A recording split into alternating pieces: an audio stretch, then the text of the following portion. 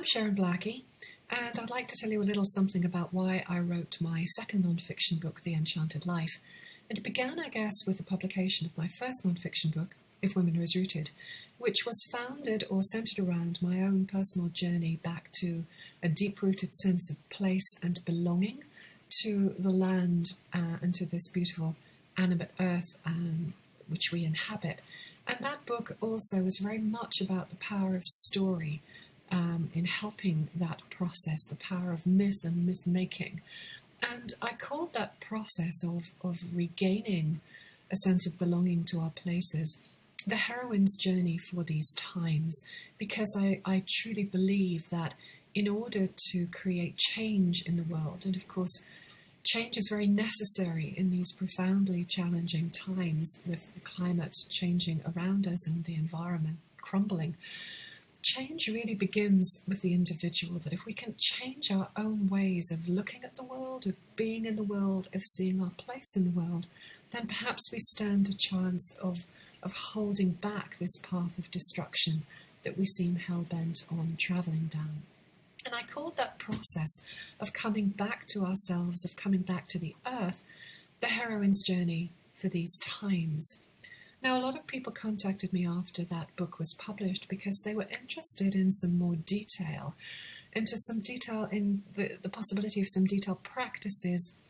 as to how they could themselves make that journey, how they could kind of train themselves to look at the world differently, to look at themselves differently, to make changes in their own lives which might have a greater impact than they could imagine. And so that's where the Enchanted Life came from, again stemming from that very profound belief that we have to change ourselves first. And I called it the Enchanted Life after a lot of thought because, of course, enchantment to some people means magical thinking, but to me that's not what it means at all. I think of it in the original sense of the word, and it is derived from the Latin encantare,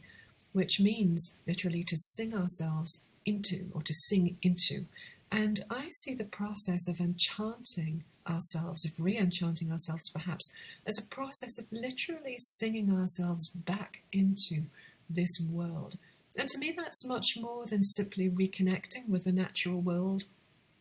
or beginning to make time in our lives for that kind of connection. It's really beginning to see all of the mythic patterns and processes that underlie our lives, the myths and stories that our culture tells us about who and how we might be. It's about beginning to unpick those myths and stories and beginning to create, to weave new ones which lead to a more sustainable and a more authentic way of being in this world. And so the Enchanted Life incorporates practical guidance and questions to ask yourself, journaling prompts, exercises, which might lead you to question the kinds of changes that you can make to your daily life in very, very simple ways, always starting small, but building up over time to a genuine sense of being fully enmeshed in this beautiful animate world, to overcome the sense of alienation and lack of belonging that seems so prevalent today. If you haven't read The Enchanted Life, you can, on this webpage, listen to an audio clip from the audiobook of the title, in which you'll hear the first chapter being read. And if you decide that it is for you, then I hope you enjoy it.